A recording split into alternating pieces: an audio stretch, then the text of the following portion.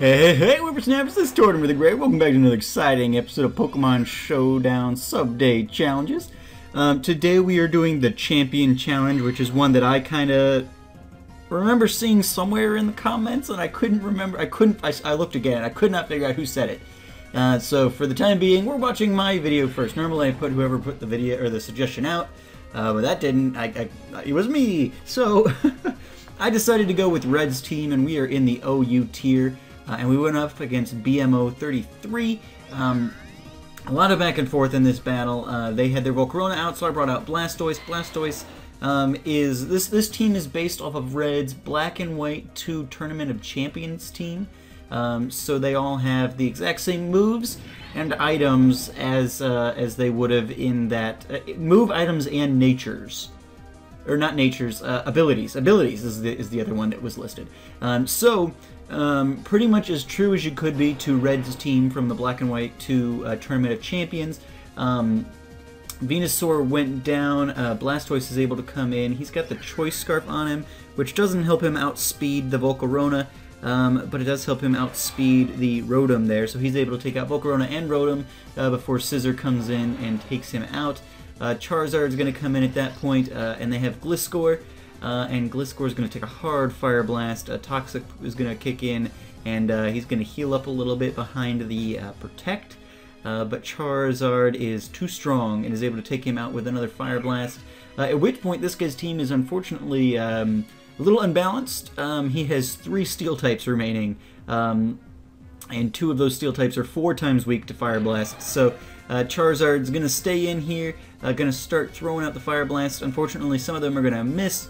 And even with all the PP ups, I start worrying at this point, uh-oh, I may not have enough to get through this, although I do have Focus Blast on, no, actually Focus Blast is on Blastoise. Oh, but Charizard has one too. But anyway, it didn't end up mattering. With my last Focus Blast, I was able to take out the Ferrothorn, and so we were able to make a quick we won the challenge. That's, words. Yeah, I was hoping to get a battle there with a little more people showcased.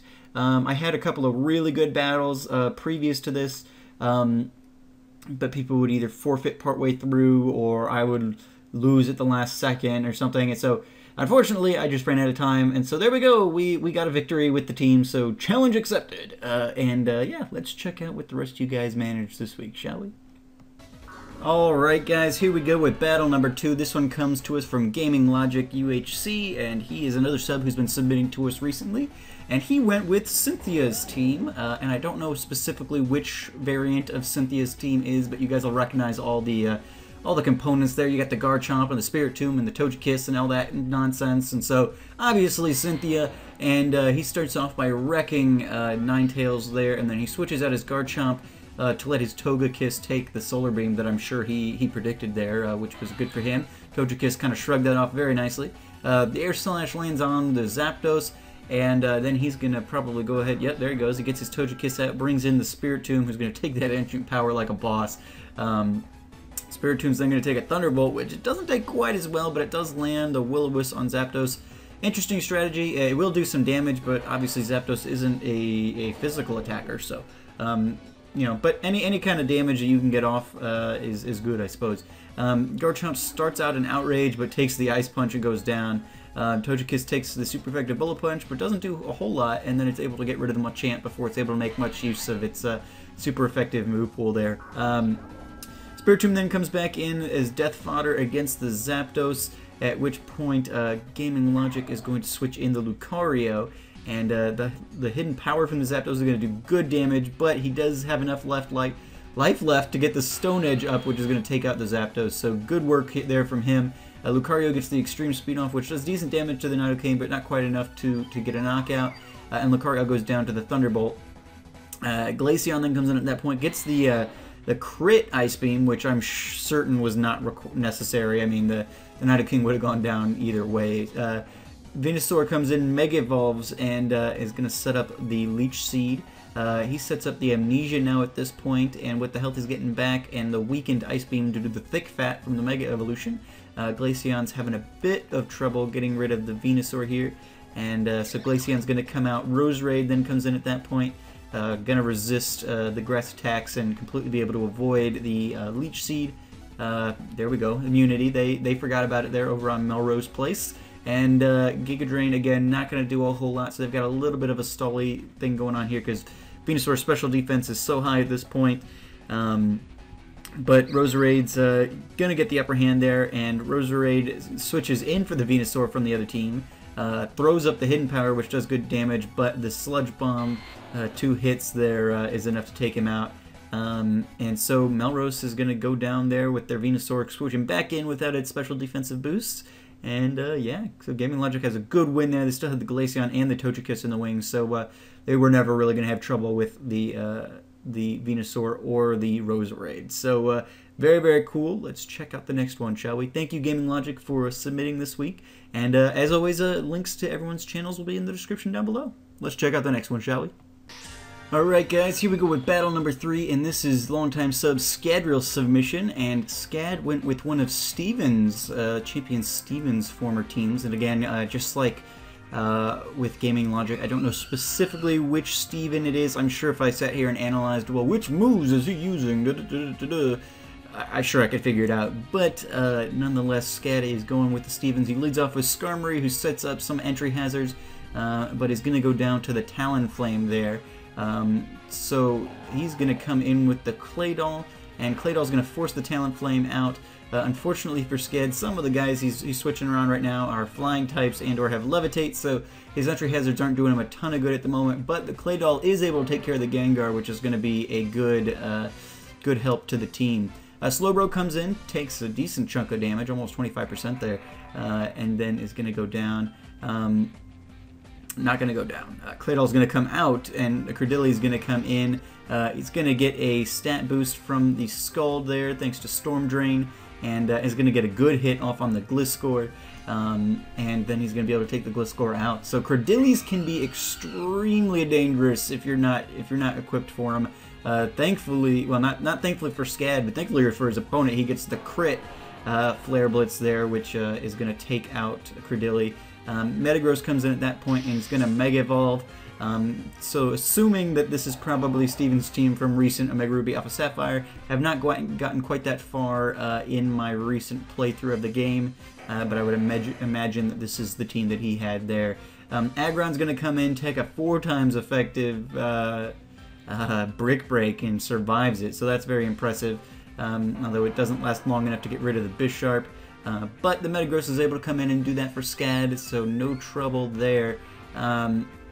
Sylveon's going to come in at that point, and the Meteor Mash is going to go up, but thanks to Sylveon's Protect, it's going to last a little bit longer, and then Metagross is going to get Sylveon off the field the next turn.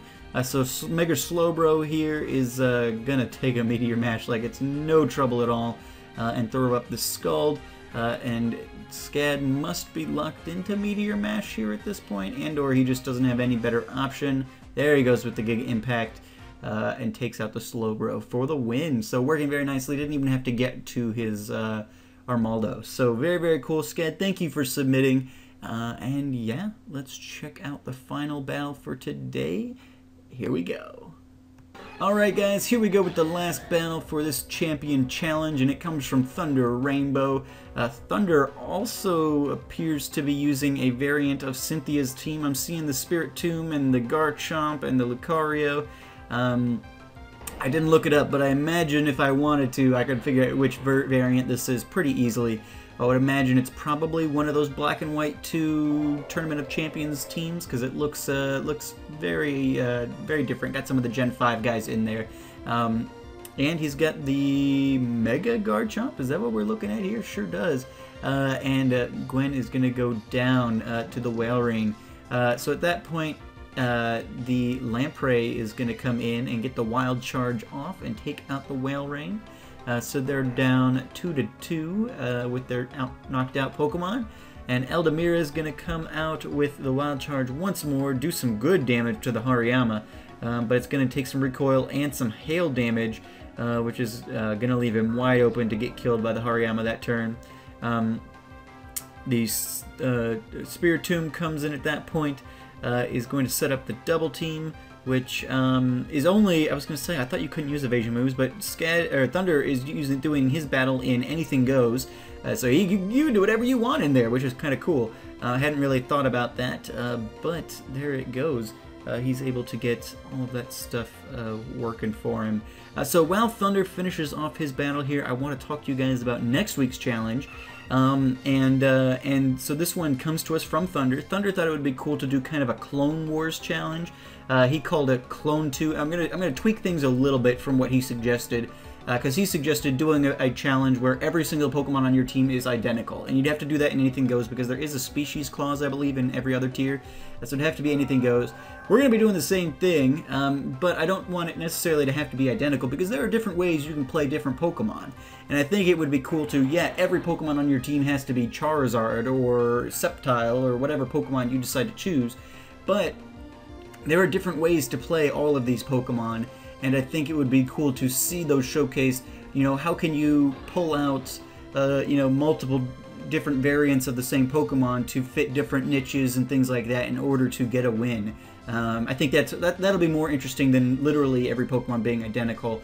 And so we're going to do that. Every Pokemon on your team has to be the same Pokemon, but you can do any different stats or moves or natures or items, whatever you want to do, but it all has to be the same Pokemon, which means it will have to be Anything Goes. This is one of the few where we're requiring a specific tier, because the challenge just won't work in any other one. It's restricted or banned in all the other tiers. So yeah, pick your favorite Pokemon or whichever Pokemon you think you can do a cool mix-up with, and yeah, win a battle.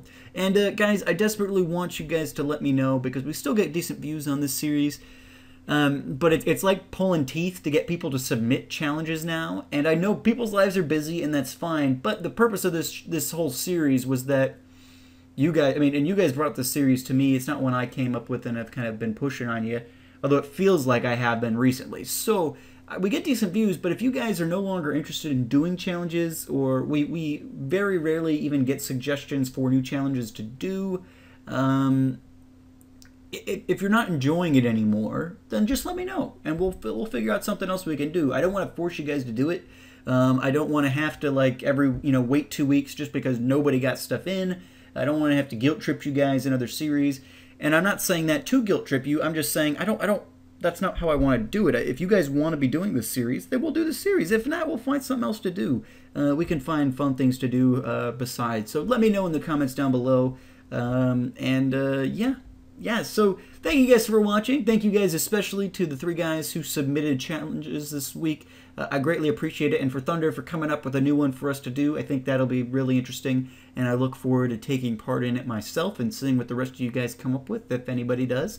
And yeah, just let me know what you're thinking. And if we don't get any submissions, I think that'll speak pretty loudly. And maybe next week will be the last one. But hey, things come and go. We don't have to do the same stuff all the time. It's fun to shake things up. So if that happens, it happens. But let me know what you guys are thinking. And yeah, anyway, I've been Tortimer the Great, and you guys have been great. Make sure that those likes, comments, and subscriptions for me, guys, and I'll see you all next time.